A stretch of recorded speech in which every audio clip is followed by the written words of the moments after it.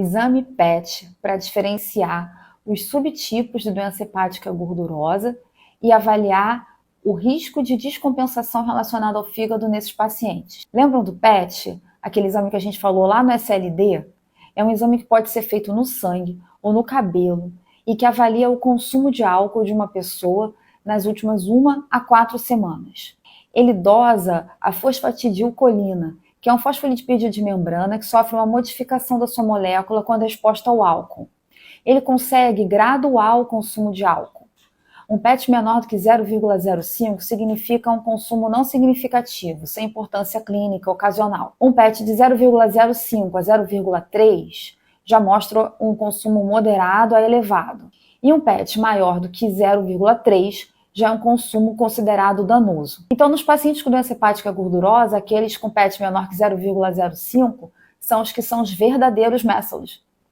Os que são de 0,05 a 0,3 entrariam na classificação de METALD.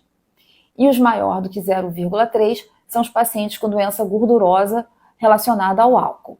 Um estudo sueco, publicado recentemente no Journal of Hepatology, já começa explicando a relevância do tema. Lá, a principal causa de CHC é MESOLD. E a principal causa de mortalidade relacionada ao fígado é a doença alcoólica. O principal objetivo do estudo era avaliar, dentre os pacientes diagnosticados por MESOLD, quantos tinham um consumo considerado excessivo ou danoso de álcool.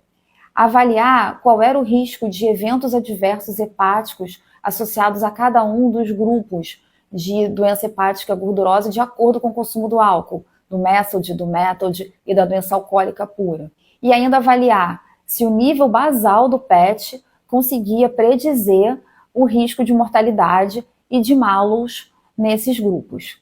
Eles usaram aquelas bases maravilhosas que eles têm na Suécia, que associam os dados de saúde com o registro único do cidadão.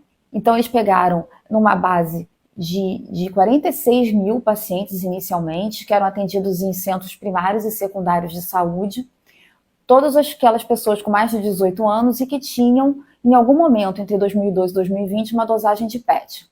Eles excluíram outras causas de doença hepática, tipo hepatite autoimune, hepatite viral, cirrose descompensada, CHC e pacientes transplantados.